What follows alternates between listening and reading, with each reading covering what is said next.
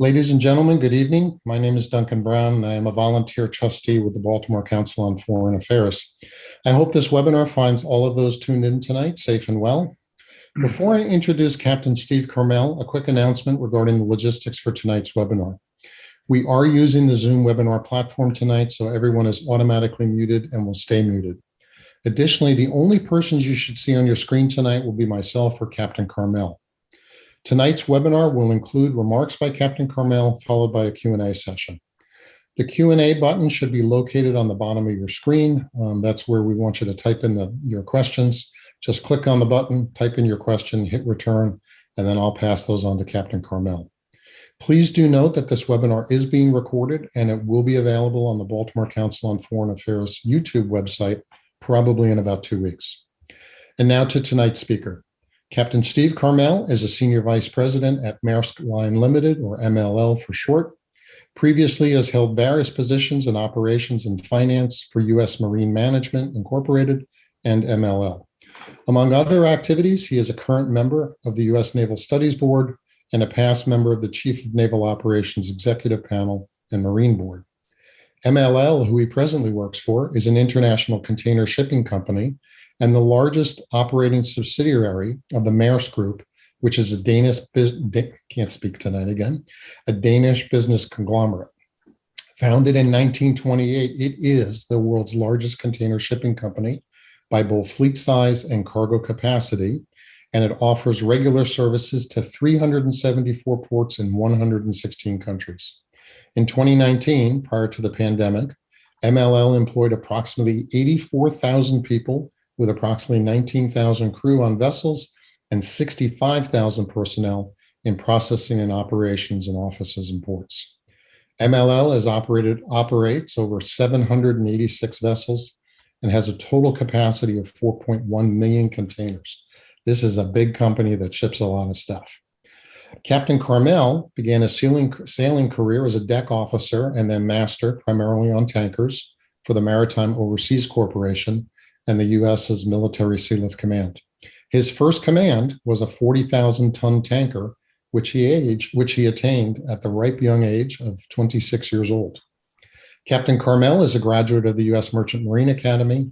He also holds a master's in economics and an MBA in international finance from Old Dominion University. He is also a certified management accountant and is certified in financial management. Finally, he is, because of the very nature of his work, an expert on global supply chains.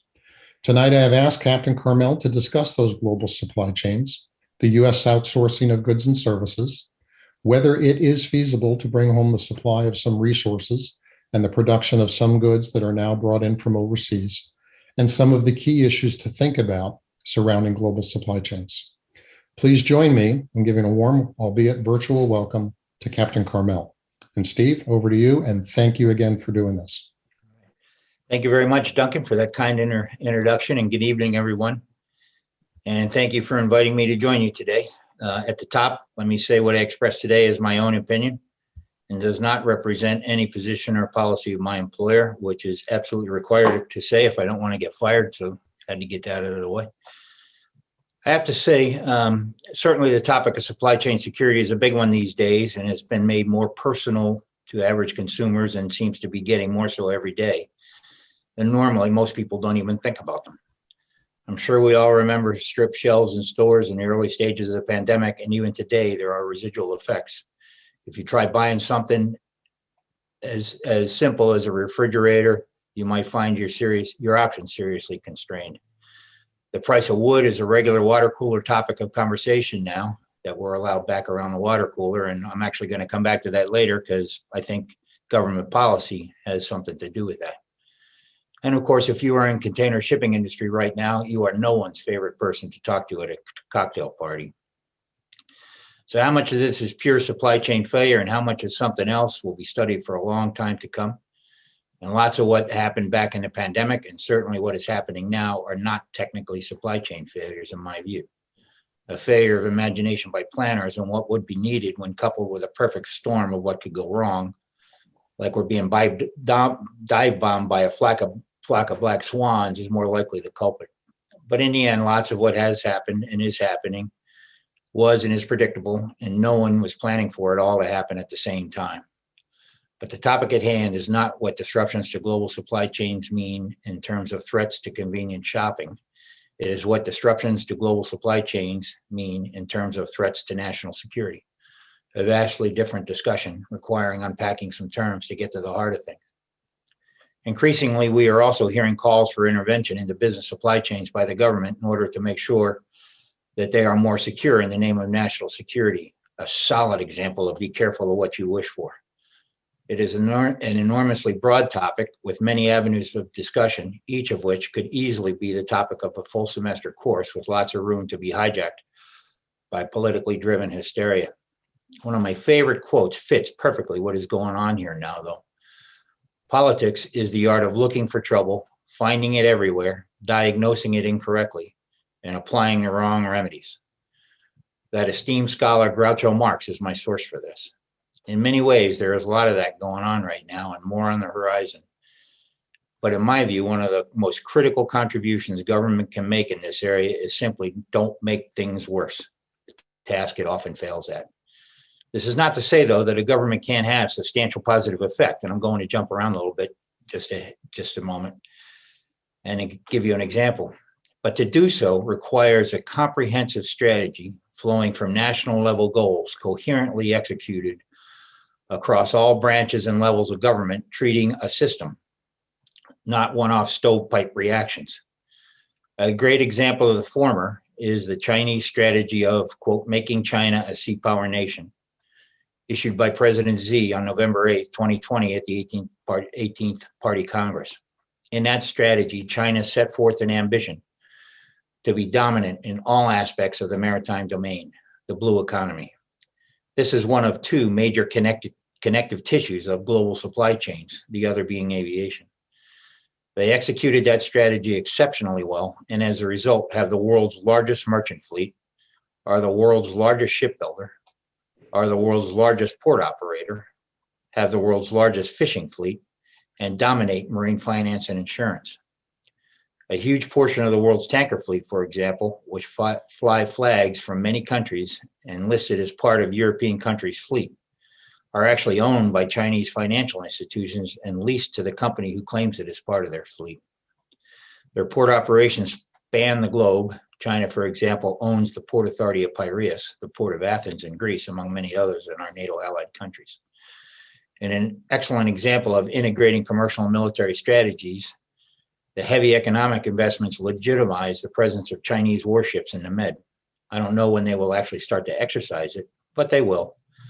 Legitimacy breeds normalcy. It will become normal to see them there, and no one will think much of it. And normalcy breeds complacency. An excellent example of managing a system. The US, on the other hand, has no maritime policy or strategy at all. We have a naval strategy, the current iteration being advantage at sea, but no comprehensive strategy to address all elements of maritime power. And all elements of maritime power have a major component, the blue economy, the maritime aspects of a global supply chain. As a consequence, China dominates the maritime domain, and we have surrendered it when it is defined in the proper way. As part of their strategy, China has a policy of national oil carried nationally, with the goal of being self-sufficient in oil tanker capacity. The US has no tankers in the international oil business, none. We carry none of our own oil. At this point, it is worth remembering supply chains go both ways. Everyone here always focuses on supply chains as how what we want gets to our shelves so we can buy it. But a supply chain is also how what we sell gets to foreign shelves so they can buy our stuff, which is equally as important. The US is one of the world's biggest net exporters of petroleum products, but we have no tanker fleet to carry it, so none of it ourselves. We have surrendered that portion of the energy supply chain completely. And in fact, the DoD has actually chartered Chinese-owned ships to carry fuel to military bases in the Indo-PACOM region. There may be other examples, but I know of those. In the end, we carry less than 2% of our own international commerce in physical goods. We ignore that whole component of supply chains, which is what happens when you treat supply chains as stovepipes rather than part of a system. Instead, we rely on others to carry our stuff and the stuff we need to make our stuff. The Chinese strategy is an example of how a well-executed industrial policy to address elements of a supply chain as a system can work. One-off stovepiped, underfunded, and politicized programs will fail. But let's move on. And by way of preview, we'll talk about a couple things. One is what we mean by national security. What exactly is a supply chain? And it is far more complicated than most appreciate. And then how supply chain fails. And then lastly, what happens when supply chains fail, including how do we react when they fail. So first, we'll talk briefly about the notion of national security. One of those terms that is used so often, we just assume the meaning away. Often it is justified, what is justified as national security by politicians is more often than not about the job security of the politician. But that's just my opinion. National security is one of those things we seem to go in the notion that we'll know it when we see it. And it seems to be used pretty much anytime a program or policy is used as needed, and need and want being seriously confused. They are not synonyms, although they are often treated as such in political discourse. Indeed, pretty much everything is being thrown in the national security bucket these days, but it reminds me of the saying, when everything is national security, then nothing is national security. And somehow that strikes me as an overly broad or sloppy term when using a term to impose restrictions on activity, and in the present case, the operation of the global supply chain, which are inherently commercial activities, and for the formation of economic policies that affect the global economy. Without a hard definition of what it is we are trying to protect or enhance, how do we know when what we are doing is not making things worse rather than better, which, as I have noted, is often what happens. So to start the conversation, I'll offer a definition of national security as anything that impacts the general health, safety, and stability of the population and the economy in an existential way. It does not mean having to endure the inconvenience of having to wait 8 months for my new hot tub to be delivered, which, by the way, I had to do. I'm sure others can come up with other definitions, but using that, we can see a shortage of refrigerators or washing machines or even toilet paper, which stores around here run out of anytime snow is in the forecast, does not rise to the level of national security threat and does not warrant monkeying around with the global economy. That said, there are certainly aspects of global supply chains that have direct relevance to national security, so we'll move on to that. To top the conversation, I'll put on the table up front, it is impossible to completely de-risk a supply chain. All vulnerability cannot be removed from a supply chain, even a wholly domestic one. And the Colonial Pipeline showed us that, a domestic component of the international energy supply chain. And as a preview, often trying to move in that direction, the current focus of much policy discussion, such as the semiconductor chip manufacturing, it creates more risk than it avoids, and I'll come back to that down the road. So again, you cannot remove all risk and vulnerability from a supply chain. All you can do is move it around to a different part of the supply chain, change its form, or worst of all, bury it, making a formally visible risk, which mitigation strategies can be developed, into one that is invisible and unknown until it manifests itself doing considerable damage until a strategy is developed to deal with it. This is one of the ways attempting to secure a supply chain can make things worse rather than better. Next, what is a supply chain? We'll start with a standard textbook definition. A supply chain is defined as the entire process of making and selling commercial goods, including every stage from the supply of materials and the manufacture of the goods through their distribution and sale. That means the supply chain for a t-shirt starts with the seed the farmer plants to grow the cotton, or even where the farmer got the seed, the machinery the farmer uses to grow and harvest the cotton, all the way through the time you walk out the door of the store with your t-shirt and your shopping bag. A quick aside, the pandemic has accelerated an evolution in supply chains that was already underway, and a major part of the supply chain is becoming obsolete: the retail store. In the global supply chain for a t-shirt, just mentioned, that means activity in multiple countries, and using t-shirts as an example, the excellent book by Pietro Rivoli, Travels of a T-shirt, is a fascinating look at exactly this process. Very few people would find reading books about supply chains interesting, unless you were some sort of really tortured soul, but that book is really good and an enjoyable read. Some of you may be saying to yourself, wait a minute, what do t-shirts have to do with the national security you were arguing about a few minutes ago? And I say exactly. That's part of the issue of definitions. Many will argue that farming, and in particular farming that allows us to clothe ourselves in a broad sense, fits into the mold, and in fact is the focus of the Berry Amendment of 1952, which required, and is still enforced by the way, that DOD buy, quote, all clothing, fabrics, fibers, yarns, and other made-up textiles from domestic sources. In fact, the first Buy America Act was passed in 1933. So we have been at the business of attempting to secure supply chains for a very long time. Next, what does a supply chain do? Supply chains are enormously complex, self-organizing, adaptive systems intended to produce a simple and straightforward outcome, to deliver steady, reliable, predictable, and consistent flow of stuff to where it is needed, when it is needed to be there, and that's it. With that in mind, for what a supply chain is and does, and what it consists of, everyone these days talks about these things, has their own model of what a supply chain consists of, but I think it consists of three parts.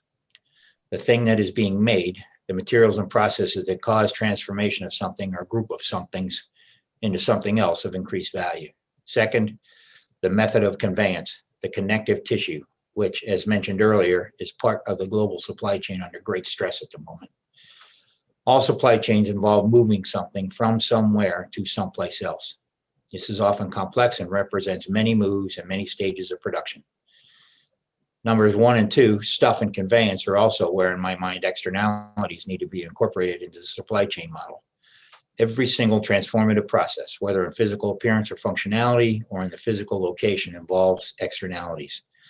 The big example these days is carbon production and release, and there is significant pressure to decarbonize supply chains, with many firms putting a stake in the ground on when they will achieve carbon neutrality, which means pushing that stake back to suppliers in their supply chain.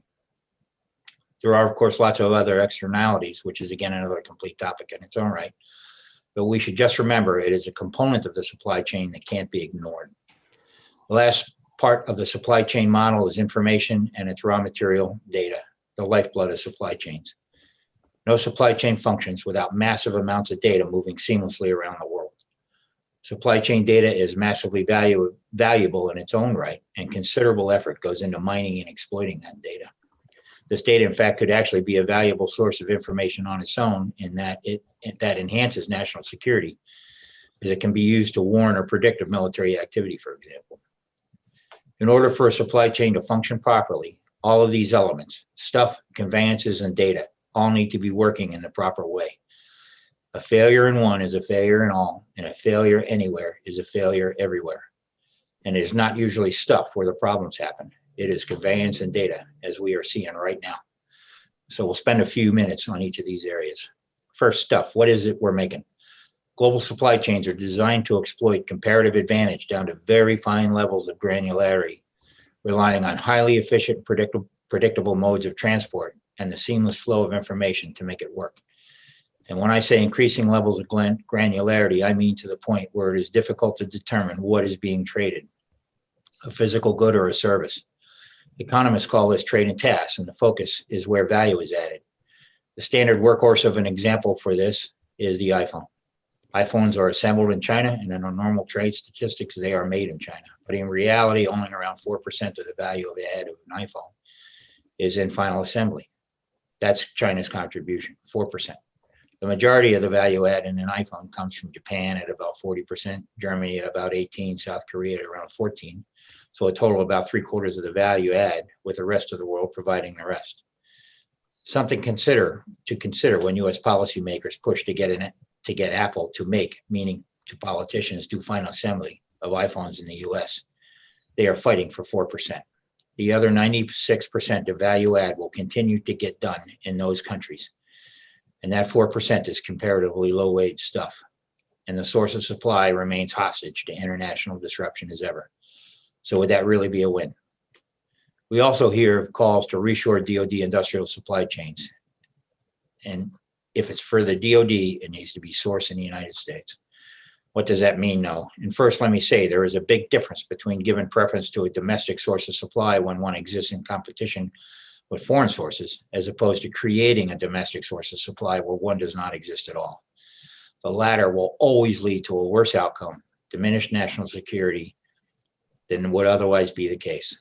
In truth, if a weapons console says made in the USA, it is likely referring to the label plate itself. Everything underneath, all bets are off. In fact, the made in label now is completely meaningless the vast majority of the time, as it just refers to the place of final assembly. Everything is made all over the place. Or to put it another way, Everything is made everywhere. Nothing is made somewhere. An article in the New York Times a few years back noted that a loaf of Sara Lee made in America whole wheat bread had ingredients sourced from 15 countries in it. The Boeing 787 Dreamliner, a made in America plane, is literally made in pieces originating from all over the world, from more than 17 companies in 10 countries, supplying sections, sub-assemblies, or components that ultimately arrive by air in Boeing's Everett facilities for final assembly.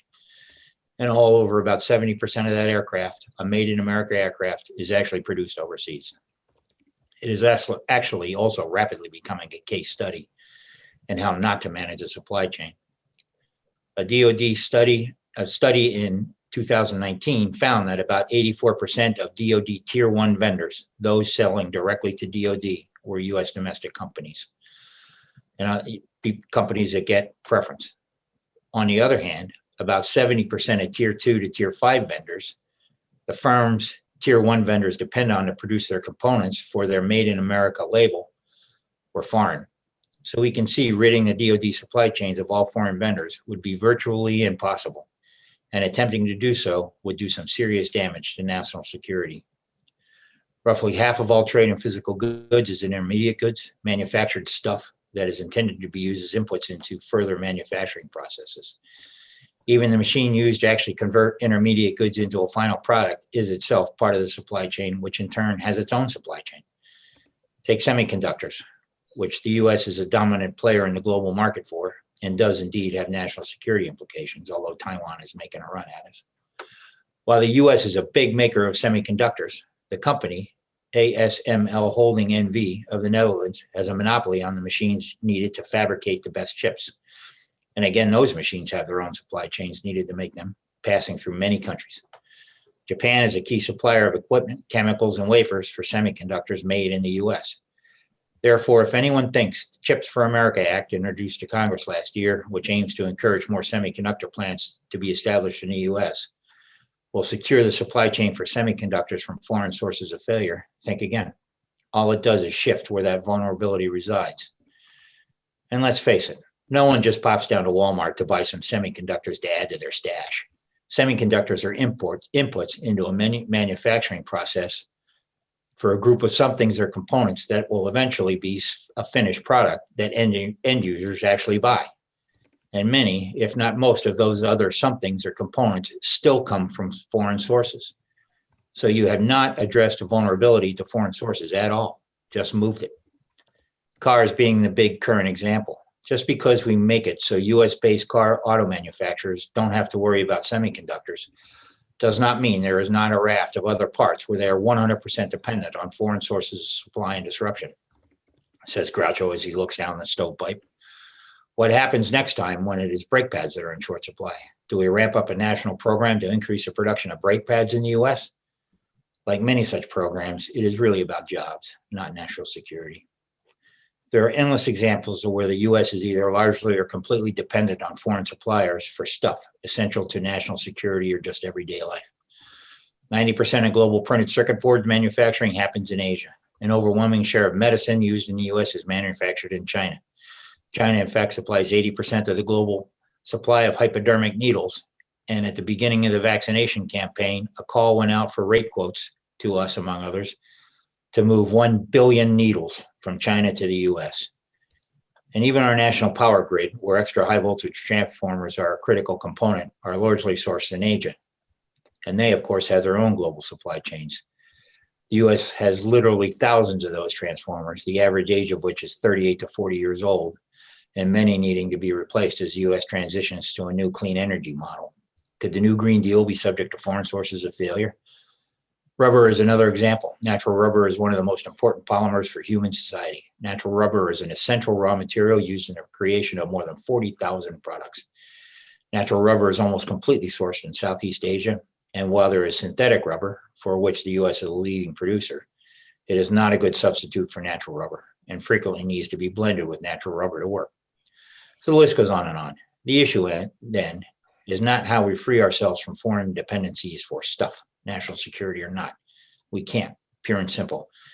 It's what we do about those dependencies. How do we identify them and then manage them and mitigate the risks? That should be our focus. That is the issue we'll turn to in a few moments. And at this point, I'll take another brief deviation into the question on how those dependencies developed to begin with. A short and perhaps controversial answer is us, the American consumer. The first reaction is normally to say this is business's fault. Business did it to save money. Well, yeah, because we, the American consumer, will always choose the lowest price option available, although all other attributes equal. This is called consumer sovereignty. We, the consumer, determine what gets sold by what we are willing and able to pay for, and that is usually the cheapest option, and that often means supply chains that flow offshore, even for made in America stuff. So let's talk about the means of conveyance, a hot button these days, because it's where things are failing miserably at the moment. As mentioned earlier, every transformative process involves moving stuff from one place to another, whether any intermediate goods or final goods, the connective tissue of global supply chains. This is a good place to address a pet peeve of mine, the often used or overused and completely wrong statement that 90% of world trade moves by water. That is not true, and I'm a ship guy. First and foremost, it ignores the fact that trade and services is a major component of global trade, which obviously does not move on the surface of the ocean, although under the surface via subsea cables is likely. Another area, by the way, where China has launched a major effort, the subsea cable market, as part of the digital Silk Road. Trade and services makes up a little over 22% of global trade. These would be things like financial and accounting services, advertising and marketing, distribution and transportation, and construction. And that's far from a complete list. In terms of trade and physical goods, a more accurate statement would be somewhere between 80 and 90% of global trade, as measured by volume, moves by sea. When you measure it by value, it is more like 60% moves by sea. That means an awful lot of high value stuff, things like electronics and pharmaceuticals, moves by means other than sea, and that is mostly air. Air cargo is a vital component of the global supply chain, and failing to recognize that means you ignore critical nodes that represent sources of failure, and cascading failure at that. Memphis, Tennessee, neck and neck with Hong Kong, tops the list for global air freight hubs. Not someplace that normally pops to mind when considering critical global trade hubs. So if you really want to cause havoc in global supply chains, whack Memphis, although you're likely to piss off some Elvis fans. Louisville, Kentucky is globally number 4, and Anchorage, Alaska comes in at number 6, which pre-COVID did 500 wide-body cargo aircraft landings a week.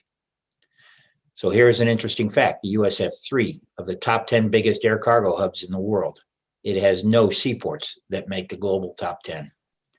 And yet we ignore air freight with the 90% by water nonsense, while clearly a disruption at those critical air cargo hubs represent a true threat to global supply chains and in turn national security. Global trade transportation systems are just that, systems, which are comprised of interlocking networks. The term network has different meanings to different components of the system, but for a shipping guy, at least in the container shipping part of the business, which is the workhorse of globalization, it means ships do not operate in port-to-port service. They run standard routes on fixed schedules, sort of like a bus. So on a route or a string that takes 42 days round trip service by ships at every port as weekly service. Often the route will include a stop at a transshipment hub like Singapore or Algeciras, where cargo is dropped off in order to be picked up by ships on a different string servicing a different geographic area. An example would be ships running from Asia to Europe drops off cargo in Algeciras bound for a West African port, where it in turn is picked up by a different, often smaller ship or feeder to make the coastal run. All this means that schedules of the two services have to be coordinated, limiting the time the cargo is not moving.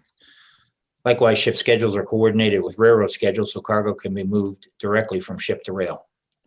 Very much like a hub and spoke system. So transportation systems are highly efficient and designed to move lots of stuff quickly, such that intermediate goods cargo is actually inventory in transit, and ship networks are a part of the overall production process. This means visibility into where the stuff is and its journey is critical, which brings us back to data and information as a critical component of the system.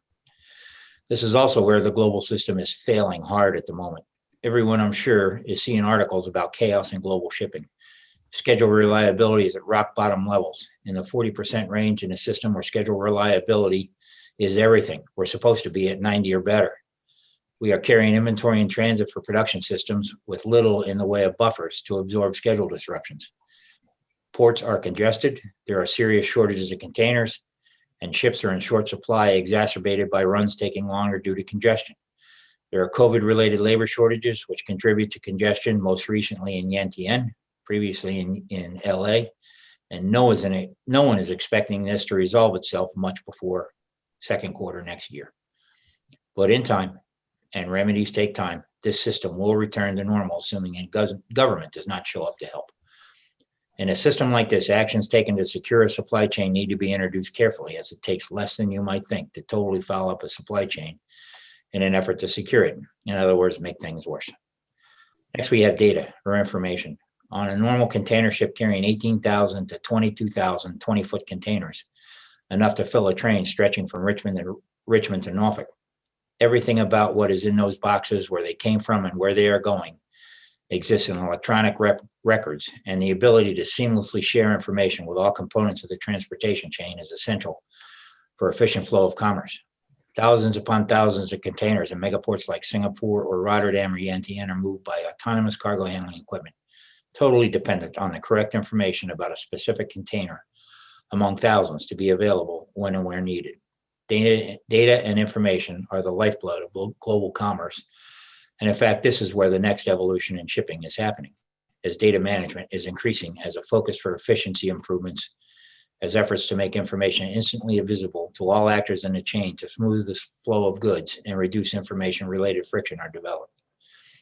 Of course, the most recent and painful failure in information dimension of trade, though purely domestic, was a ransomware attack on a Colonial Pipeline, where denied access to the data information needed to control their system. A major means of conveyance was closed. But there will have been others, as we'll note shortly. On to how supply chains fail. In my opinion, there are three main pathways for supply chain failure: natural disaster, human error, largely in policy decisions, and cyber terrorism. First, human error. Supply chains also should not be expected to do things they are not designed to do, and they cannot be expected to make up for bad planning, bad policy, or poorly designed systems. When they are asked to do that and fail, the fault is placed on the supply chains rather than where it belongs, and bring production back to the States usually bubbles up in the discussion. Groucho Marx is smiling right now, as this is exactly what he's talking about. Human decisions in the system lead to failure that is misdiagnosed as supply chain failure, and an incorrect remedy put in place that just makes things worse. To me, much of what happened in the pandemic fits here, and we'll talk a minute about poorly designed systems and obsolescence. Next, cyber terrorism. The highly efficient, data-driven nature of transport networks make them susceptible to that. Physical terrorism is less a threat than many would have us believe. The notion of a dirty bomb in a container just does not top the list of threats. The threat of cyber attack is very real, however, and probably the most serious threat to global supply chains. It does not take a lot of effort or cost or resources to bring transportation systems to their knees this way. Remembering data and information are a major part of all supply chains. The Colonial Pipeline just mentioned is one example. Certainly the largest cyber attack in history is a clear demonstration of this. Named Not Pieta, the cyber attack was released on June 27, 2017, and it targeted Ukrainian organizations in an effort by the Russian military to cripple Ukrainian critical infrastructure. The initial vector of infection was a software that the Ukrainian government required all vendors in the country to use for tax reporting purposes. When this software was hacked and the malware released, it spread across different companies, including large global firms, through the Ukrainian subsidiaries. For instance, Maersk had its global operations coming to a halt, with the exception of U.S. flagship operating subsidiary, which was largely unaffected, but still creating chaos at ports around the world. A FedEx subsidiary was also affected, becoming unable to take new orders and process existing ones. Manufacturing, research, and sales were halted at the pharmaceutical giant Merck, making it unable to supply vaccines for the CDC.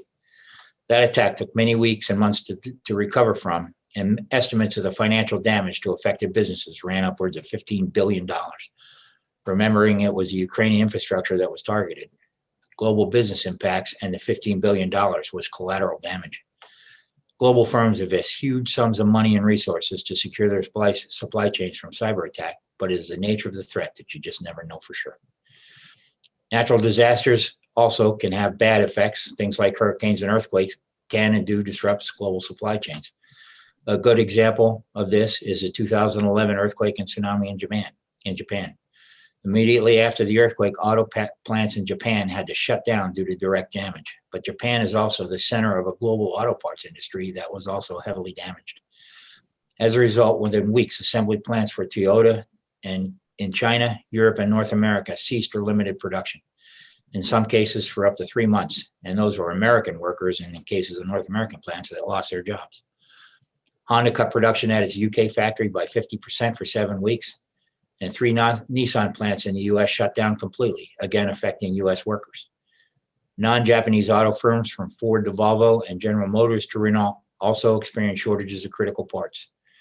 Peugeot cut production 40 to 70% of most of its European plants because it lacked an engine airflow sensor imported from Japan. Chrysler stopped taking dealer orders for vehicles in 10 paint colors where the pigments were sourced from Japan. There are even instances of parts plants themselves that did not get damaged, but nonetheless ceased production because their product is shipped around the world by air cargo, and the airport servicing that region was damaged. Electronic equipment, paint, engines, gearboxes, and brake pads are all just some examples of the huge number of components that turned out to be sourced from Japan and serviced by intricate supply chains. Many of those were single sourced, often not just to a single company, but to a single plant within a company. Even Volvo turned out to source 10% of its parts from Japan, including a shade of metallic paint sourced from the world's sole supplier, a single factory in Japan. Certainly the most relevant example of how supply chains fail is the pandemic, and the effects of that continue. The effects, of course, are centered on labor and range from factories being shut down to massive changes in consumption patterns. Factories in China were the first to start shutting down in an effort to contain a virus, and global supply chains went into a tailspin, causing cascading closures around the world. Domestic as well as global supply chains were affected, and failure in the domestic supply chains is actually what most consumers had to deal with. Empty meat shelves, for example, were not due to cows getting COVID. And in fact, farmers were badly hurt by falling prices for their product. The problem was at the intermediate stage, as slaughterhouses were shuttered due to outbreaks in plant workers. This problem was exacerbated due to regulatory rigidities in the supply chain. Poor policy, says Groucho. And that slaughterhouses can either be inspected at the federal level or state level. There are only 4 federally regulated meat processors in the US: Tyson Foods, JBSSA, Cargill, and National Beef Packing. Those 4 are the only ones that can sell meat across state lines. Other smaller meat processors are state inspected, and state inspected meat is not allowed to be sold across state lines. In addition, supply chains were optimized around a set consumption pattern, and suppliers took time to adapt to new consumption patterns. For example, a large amount of output of meat processors is sold to the restaurant industry, which operates in unit quantities vastly different than that of retail users. But sales to the restaurant industry cratered and was replaced by increased demand at the retail level, which the supply chain was not designed for. And of course, a major impact on supply chains was from a massive change in consumption patterns. Hoarding. Psychologists, PhD candidates will be writing dissertations for years to come on what was going on in people's heads as they panic bought everything in sight. But it had real impacts on the supply chain, both global and domestic. The reason for the shortages is a phenomenon called bullwhip. The bullwhip effect, sometimes called the Forrester effect, which is when the end of the supply chain, and in this case, consumers at grocery stores, introduce massive changes in their buying patterns. This disruption then resonates and amplifies as it moves backwards through all parts of the chain, including distributors, manufacturers, and suppliers. In other words, forecast accuracy decreases the further upstream in the supply chain you go. Supply chains function smoothly because models of rational consumer behavior built on the aforementioned data in the supply chain allow predictable levels of demand and stable throughput throughout the supply chain. Hoarding means those models go out the window and everyone is guessing as to what's needed where. And we're not always good guessers, particularly when irrational consumer behavior takes hold. Interestingly enough, hoarding, while normally thought of as a retail consumer behavior, actually existed and probably still does all along some supply chains, as manufacturers started stockpiling input materials to buffer against future disruptions. A marked change in behavior for a just-in-time inventory management model manufacturers normally follow. But even with all that, were the impacts on the U.S. food supply chain actually a national security issue, remembering the definition at the start, or just a giant inconvenience? There is no doubt food insecurity increased markedly in the US, but that is because of economic issues, people losing their jobs, not because you could not buy food. You might not have been able to buy the exact food you wanted, but there was in fact food in the stores and no one was at risk of starving to death. In fact, I believe one industry that is actually benefiting from the pandemic is the weight loss industry, as they pander to the desire of people to lose their pandemic pounds. Aside from the immediate pandemic effects, there are longer term aspects that have yet to fully play out, but that is certainty that the normal will be different when we finally get to that. For example, if you are an Asian manufacturer of office furniture, your market is going to look significantly different post-pandemic than it did before. That means all firms all along that supply chain and lots of countries will see a permanent change. Clothing manufacturers will likewise see a long-term shift in consumer demand, which will impact firms all along the way back to the farm. As mentioned earlier, online shopping, which has permanently decoupled demand for goods from physical place to buy them, will remain a much more dominant part of the supply chain, in effect removing an entire intermediary step in global supply chains, the retail store. As mentioned, we are now seeing a different effect where ships are piling up on the West Coast with goods from China as their factories return to pre-pandemic levels of output. U.S. consumer demand, driven by online shopping and a diversion of money for use to be spent on dining out or traveling to stay-at-home activities, remodeling, and the like. For a time, the surging virus in California was impacting the supply of dock and local transport workers in the port, causing serious congestion, which takes time to resolve. And most recently, the same thing happened in Yantian, normally one of the biggest container ports in the world. Then you throw in the total mess created by the blockage of the Suez Canal by the Ever Given for 6 days in March, and global shipping is snarled and is going to stay that way for some time. While post-pandemic supply chains look like is still resolving itself, I certainly don't know the answer, but one thing I can say is that if global business is left unhindered by government policy aimed at making things more secure, the self-organizing, adaptive nature of dynamic supply chains will return them to their normal function, which, as I said, is to deliver a reliable, predictable, consistent supply of stuff to where it is supposed to be when it is supposed to be there, adapted to what the new normal in the global economy is. The global economy and the supply chains they support will recover together. The big caveat there is if businesses are left unhindered by government policy. That is where problems come in and what we'll turn to next. I'd also note, though, another industry that will benefit from the pandemic is consulting. There will be no shortage of consultants crystal ball gazing and offering, for a price, prognostications on the future of supply chains and how to prepare for it. So now on to what we do when supply chains fail or we're worried that they might. The normal reaction, which we're going through right now, is to bring production back to the US. I am hoping by now the reality of just how hard that would be, or if it's even remotely possible at all in a meaningful way, remembering the tier 1 to lower tier discussion, is becoming clear. But how might that be done? The government cannot just issue an edict that a certain gizmo has to be made in the US and it magically happens. The government has to do something, policy, to make that happen. Groucho grins in the background. One way, if the national security angle is focused on the government or military, is to just direct those purchases come solely from US sources. That in itself is problematic. The problems, again, associated with the tier 1 and lower tier sourcing statistics mentioned earlier, and that nothing is truly from a domestic source. And particularly if that means establishing a domestic source of supply where one does not already exist. Another way, which is economy-wide, is tariffs. Just jack up tariffs on imported stuff. Policymakers would rather see sourced here. A couple problems with that. First, it will invite retaliation from trading partners. Smoot-Hawley did not work out well in the 20th century in terms of national security. Next, if the subject of tariffs is an input into US-based manufacturing processes, the tariff raises the cost of inputs into those firms, making them less competitive and costing jobs.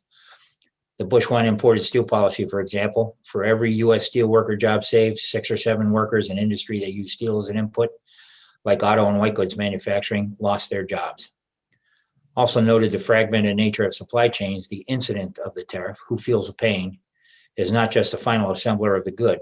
It is every firm in every country in the supply chain. Politicians enacting tariffs have actually no idea where and who they are causing pain for. I would argue tariffs on Canadian wood are not helping our price of lumber issue. So does any of that help? The next is to ban the import of something the government believes consumers should only get from domestic sources. This would be bad and perhaps catastrophically so as other countries react to it. By the way, the first thing an import ban will do is lead to the formation of a black market for whatever it is that was banned, and that is not an efficient economic outcome. As I noted earlier, domestic supply chains are every bit as much subject to disruption, so mandating a domestic supply chain may end up changing where vulnerability is and perhaps burying it as people tend to believe that solves the problem and stop looking. A recent study found that less than 1/2 of US Tier 1 firms knew where their Tier 2 vendors did their physical production.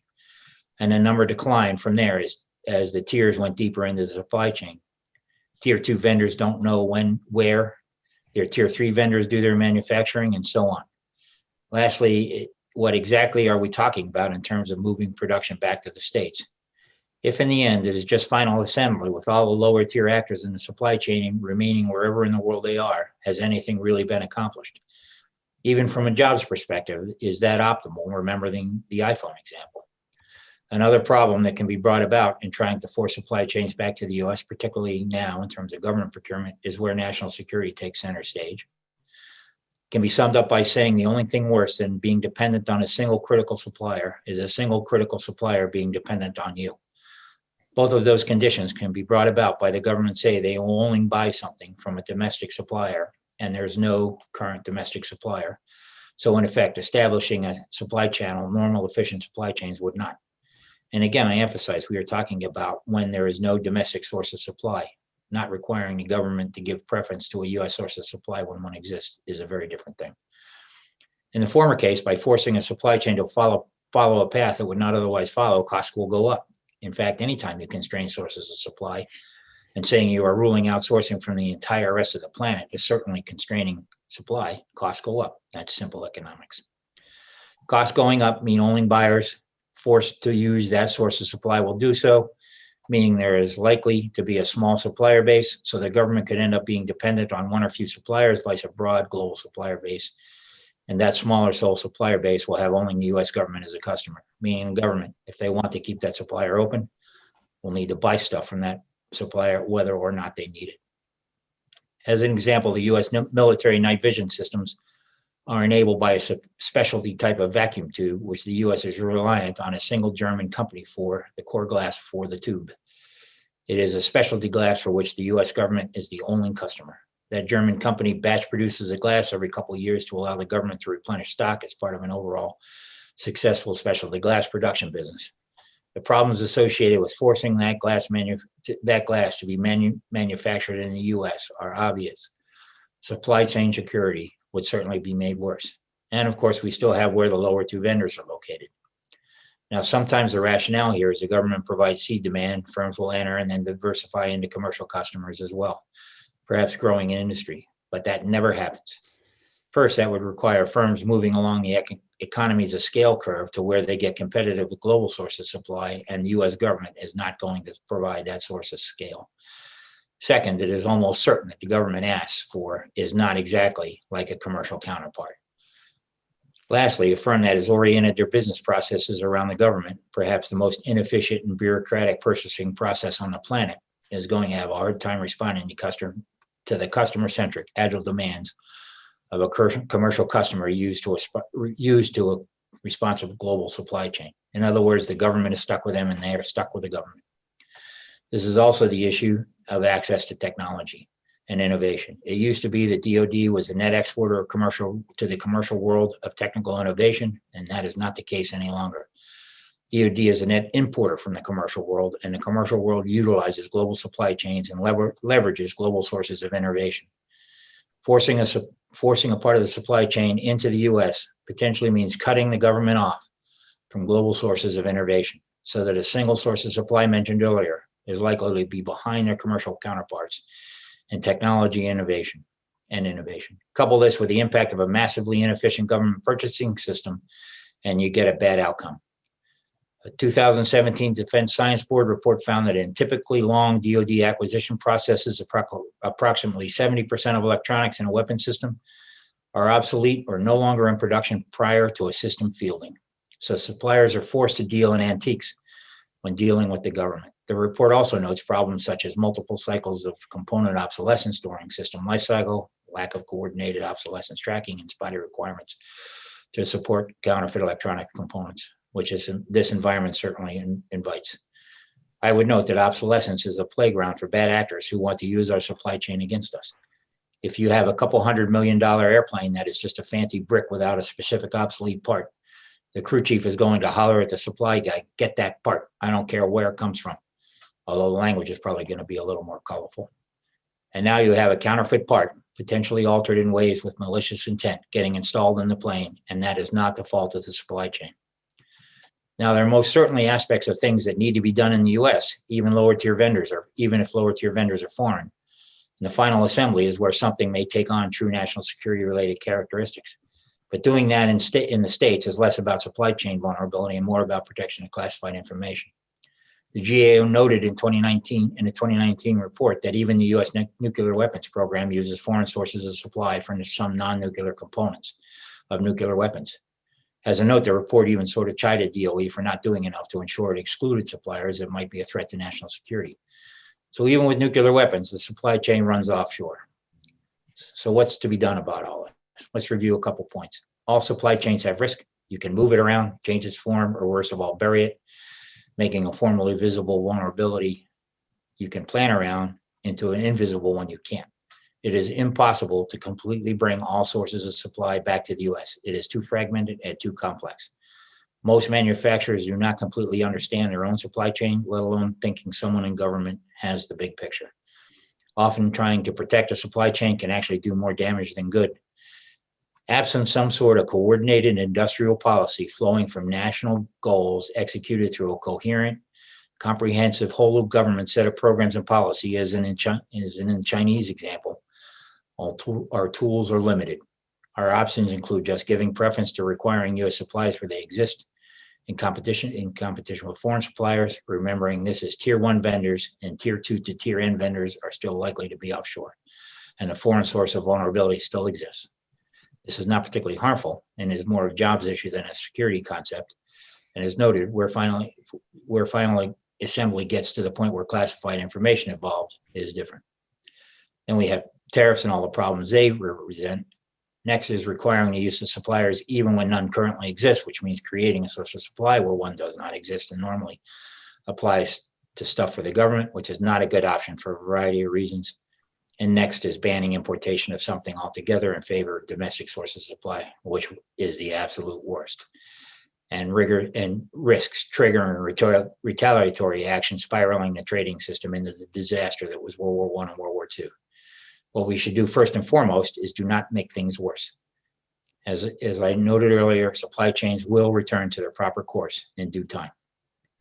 The government role should be limited to specific activities, not intervening in business processes other than to remove distortions and general failures in the underlying market conditions for effective markets. We should make sure we understand where our supply chains are, include supply chain impacts and expectations in contingency planning, understand where rigidities are, and sometimes we just have to accept that the supply chain will fail and doing nothing is a way to deal with it. Supply chains can absorb large and sudden surges in demand, and slack excess capacity is not what businesses want to put into their supply chain, but that's what is going to be required. So in the end, sometimes just doing nothing is the best course of action. And is that really all that bad if for just a little while we have 10 colors of car that are not available in the US? So thank you. I probably went on too long, but I'll take questions if there's still time. Thank you, Steve. There's plenty of time. So I'm gonna hit you with the easy ones first, okay? All right. So let's talk about Colonial Pipeline for a second. So obviously everybody knows the Colonial Pipeline was shut down. It was hit with a ransom cyberware attack. But it was my understanding that the Colonial Pipeline was not supplying gasoline to Florida, but yet the Floridians hoarded gas, causing shortages. Is that part of the panic bullwhip phenomena? I think so. I think when people started to hear that there was a problem, there was a lot of panic buying. There was also may have been some diversions from distributors who are usually multi-state out of Florida and up to where the hardest hit regions were. There was certainly some of that up in the Northeast, which was also not hurt badly. So I think that's really it. When people hear that something went wrong, I mean, I know around here, which in our area, actually, supply of gasoline was not originally disrupted. It's just everyone sucked out every last bit of it to the point where we created a shortage where it didn't otherwise exist. Right. All right. So obviously the Suez Canal was closed for a while, because of the Evergreen getting stuck in it. What's the additional cost of goods to go around the southern tip of Africa? Is there a typical cost associated with that when you have to go around a choke point?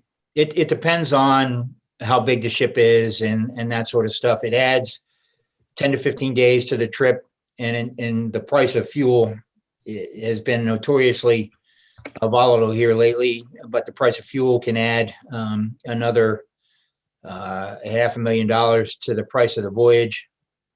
So to say how much on a per item inventory it adds, it's hard to say, but it can add a couple $1 million to the cost of a trip that has to get spread out over the 18 to 22,000 containers that may be on a particular ship.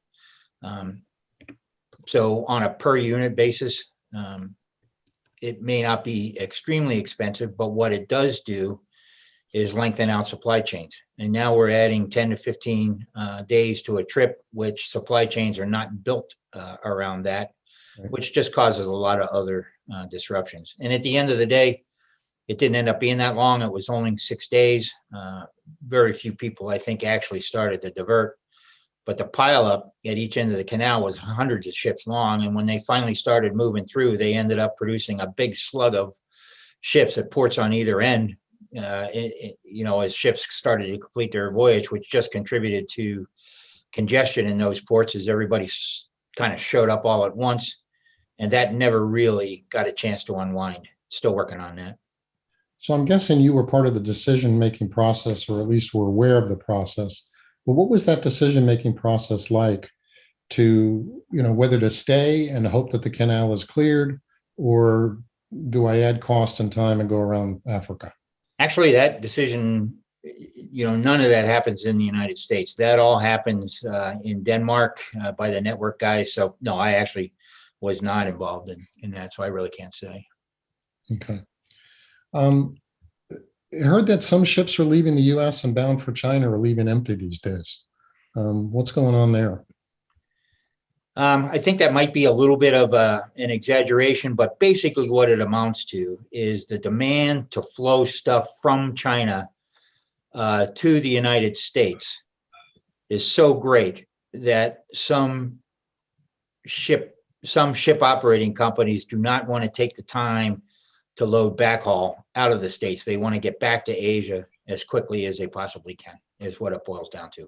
I don't think that's quite as bad as the press has made it out to be. And by the way, part of the other problem here is there was a serious imbalance of containers, and that a lot of empty containers were stranded in the States at the start of the pandemic. So getting them back to China was another problem. And the same thing, people don't want to spend the time loading empty containers to take them back to China. But basically, that's what it boils down to. I don't think that was as bad as it was portrayed in the press, but it was mostly an issue of taking the time to backload as opposed to just getting on the road and getting back to China to bring the head haul stuff, which is Asia to the States, back. Okay. In your mind, are there, and this is where we're going to get tricky, in your mind, are there certain things that should only be sourced in the U.S. for national security purposes? You kind of talked about how hard it is to do that, but are there certain things that in your mind, it's from soup to nuts, from planting the seed to manufacturing the final good, if you will, are there certain things that should be done here? Well, let me break it up. Certain things that should be done here, clearly yes, and especially, like I said, when final assembly gets to the point where classified information is involved, is there certain things? I just don't believe it's possible to identify something that has a supply chain that is so short and so narrow, it's even possible to do 100% of it in any one place, not just the United States, in any one place. I just don't think that's possible anymore. I think if you're trying to make your supply chains robust, you're better off, rather than trying to make them narrower and more rigid, the better path is to first understand them, and second, to make them more robust in terms of where sources of supply are. If you have a concentration, understand where that is and that sort of stuff. But it's difficult for me to understand where something should be 100% soup to nuts sourced in the United States. Like I said, you can go to the DoD tier 1 vendors, which are generally the people you look at when you say, all right, this needs to be made in the States, shipbuilders and things like that. But then 70% of who they use to help supply them is all offshore. So I just flat don't believe that's possible. I don't think it's possible. All right. So in terms of, you talked about supply ships for the U.S. Navy and how we're being supplied by foreign flag carriers and carriers that are owned by foreign governments. So what level, do you have any idea what level of additional supply ships the U.S. Navy might need if it wanted to support its forward bases, its ships? And would it make sense, kind of the second part to this, if that's even possible, would it make sense to partner with, allies, NATO, Japanese, et cetera, partners? Well, there's a big study going on right now on that. It's called the Mobility Capabilities Requirement Study, and it deals with that question. So in terms of strategic sea lift, we're in serious trouble. No question about it.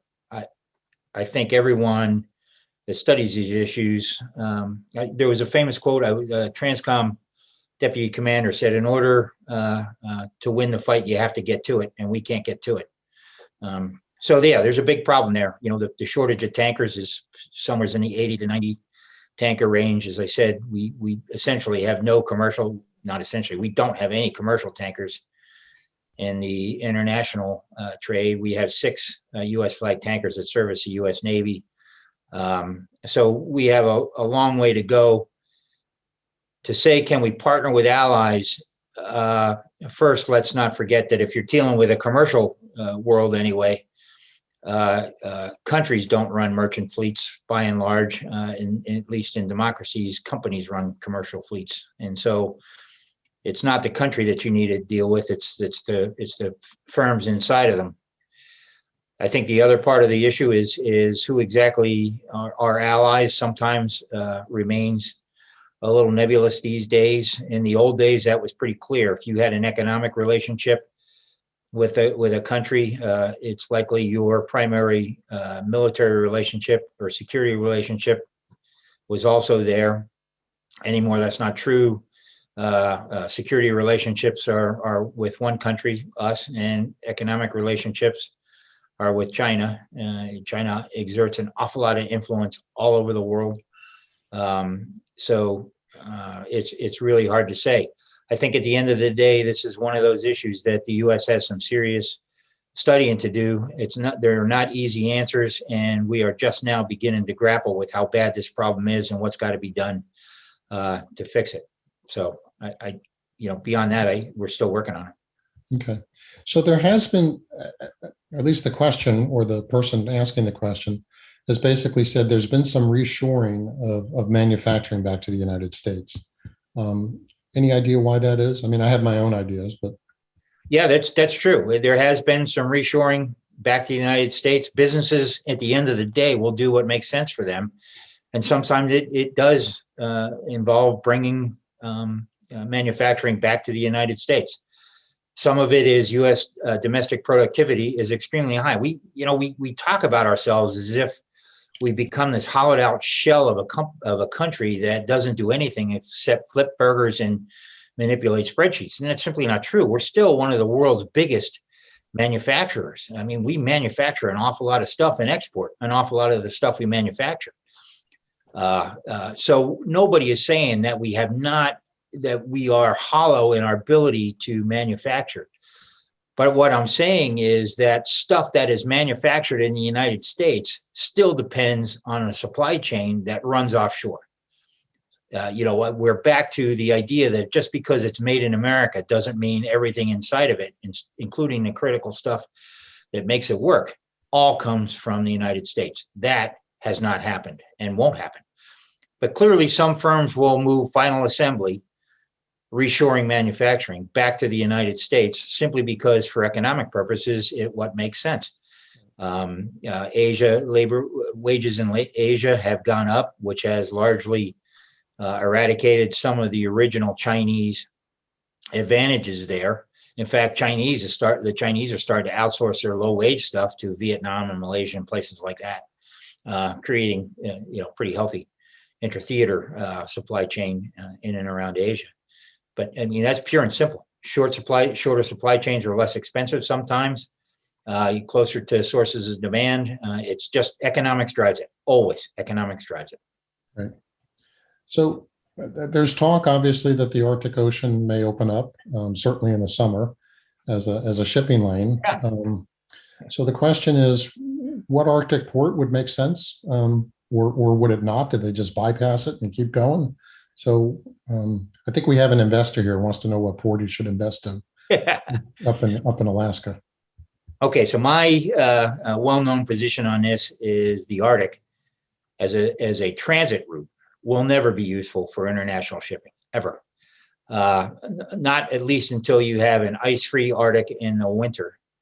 And at that point, the world is an very different place. The coastline is up in the Appalachians somewhere, or in the Rockies, kind of the Hunger Games world. By and large, in a relevant time frame, the Arctic is never going to be useful for transit shipping. And there are two types of Arctic shipping. One is transit, which means using the Arctic as a shortcut, going from one non-Arctic port to another non-Arctic port. Now, the Arctic is going to be extremely important for people like Russia, and this is called destination shipping, where we are taking stuff in or out of the Arctic to a non-Arctic port in support of an Arctic-based economy. A huge part of the Russian GDP is generated in the Arctic activities, and they're always going to be active up there, and they're probably going to grow as they seek to expand their GDP in those resources, particularly in oil and mining, and that's the Northern Sea route. But that's not going to be useful for general transit shipping, and there are a couple of reasons for that. First and foremost, it is vastly more expensive than the traditional routes. And here's how we get there. Everyone always says, all you got to do is look at a map. It's shorter. And it is. The problem is the cost of a voyage in gross terms is not what matters. What matters is the cost of a voyage on a per unit of cargo basis. And so, believe it or not, the Arctic Ocean, at least the way it is right now, the Northern Sea route, is draft constrained at about 12.5 meters. That's a relatively small container ship as compared to that's like a 4,000 TEU ship at most, TEU being how many containers it can carry, as opposed to the 22,000 that can get carried on a super post-Panamax ship that's running the Asia-Europe route right now. So if you have to divide the cost of that voyage over 4,000 containers as opposed to the cost of a voyage over 22,000, you quickly get to the point where it's just simply cheaper to go the route that we're working now. In addition, schedule reliability is hard in the Arctic. The Arctic remains variable in terms of visibility. Drifting ice is a problem. One day, some of those straits up there can be ice-free. The next day, they can be choked with ice. The ice in the Arctic is different than ice in the Baltic, for instance. All ice is not created equal. Multi-year ice is hard as steel and will punch a hole in a hull easy as can be. You don't want to have to pay for the extra stuff that goes with making a ship capable of working in the Arctic. That is unnecessary a big chunk of the year. And lastly, we go back to the notion of networks. Shipping, particularly container shipping that drives globalization, works in networks, which are extremely difficult to reorient. So you can't just say in the fall, I'm going to stop using the Arctic and go to a different network, and by the way, the Arctic bypasses an awful lot of places that are important in a network. There's no major ports along the northern coast of Russia. A lot of major ports along the route from Asia to Europe via the Suez. So the economics simply are not there. And you got to watch the press on this kind of stuff. I remember a couple of years back, New York Times ran an article. Oh my God, there's a container ship going through the Arctic. This is it. The floodgates are going to get open. And they had a picture of a big Costco container ship. But the name of the ship was a Yongchang. And the Yongchang is a small, really small ship that's been a regular in the Arctic for years. They just happened to bolt a couple of containers on the deck for one of their trips, and all of a sudden that was it. So they got it completely wrong. Maersk did a trip a couple years ago, which was purely an experiment. They produced a ice class feeder in a shipyard in Asia, and we're taking it to the Baltic, which is where it was going to trade. There was no cargo on it other than, some boxes of frozen fish or something. It was just a let's see what happens kind of thing, and they've never done it again. Lastly, there is also a big move afoot by major customers to not use the Arctic and want pledges from their suppliers that they will not use Arctic routes. So a host of issues there. That's the Northern Sea Route. On the other hand, you got the Canadian Northwest Passage, which will never be useful for anything, simply because, again, it's too shallow. The northern entrance on the west side is in McClure Strait. It's clogged with ice constantly, always will be because of the ocean pattern of circulation in the Arctic. So you got to go in through the south, the Amundsen Gulf. Controlling draft there is 10.5 meters. You're way too shallow for anything, other than but perhaps cruise ships, which I know the Crystal Serenity goes through there occasionally. It's a pretty big cruise ship, but its draft is 8.5 meters, so clearly enough to get through there. Those guys aren't worried about schedule or anything, but from a policy perspective, one of the things that we've learned is that those kind of cruise ships can sink. And if the Crystal Serenity goes down up in the Arctic somewhere, you're going to have 1,000 dead people because it's going to be impossible to rescue them. And that's something policymakers really ought to be thinking about. So yeah, the Arctic is never going to be useful for anything. Sorry about the soapbox on that. That's okay. So the next question, and it doesn't come from me because I am the guy running trade studies for the Navy on unmanned shipping, and I swear I did not ask this question, but the question is, how do you feel about unmanned shipping in the future? There's a lot of obstacles to commercial use of unmanned shipping. Certainly everybody's looking at it. The regulatory regime does not yet exist. The insurance regime does not exist. I don't know of any major shipping company that's paying a lot of attention to it right at the moment. I think we have a really long way to go for commercial use of unmanned shipping. That doesn't mean to say that the military won't use it, but they have a different set of drivers completely. So do I think the military will be having autonomous surface ships out and about there in the not too distant future? I absolutely think so. Do I think commercial guys are going to be having it? Not in my lifetime. Okay. By the way, for those folks online, there's this unmanned vessel called the Mayflower, and it's making the voyage from England to Massachusetts. And it got out there for a few days and it kind of had to shut down, and now they're looking to tow it back. But they actually have a website. If you Google Mayflower autonomous vessel, you can actually tune in to its own system and see what its cameras see and see how fast it's going and what direction it's going and all that good stuff. And with that, we do have a bunch of looks up at the surface as well. Yeah. And with that, we do have a bunch more. We do have a lot more questions, but it is after 7:15 at night. We typically try to stop at 7. So we're going to call it a night. And Steve, thank you for doing this. I appreciate it as always. For those folks online, thank you for tuning in. And let me just take a minute to tell you what's next. So this is our last webinar of the 2020-21 season. We conducted 16 webinars starting last summer. And we understand while it's not the same as in-person seminars, we hope you all have enjoyed them. The plan right now is the Baltimore Council on Foreign Affairs is currently planning on hopefully returning to live in-person seminars this coming fall, with the possibility of also live streaming those seminars. So in other words, you can sit in the World Trade Center and listen, or you can actually be online and listen.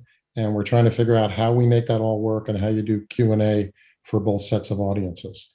The bottom line is we'll have some more info on that. That'll be forthcoming over the summer.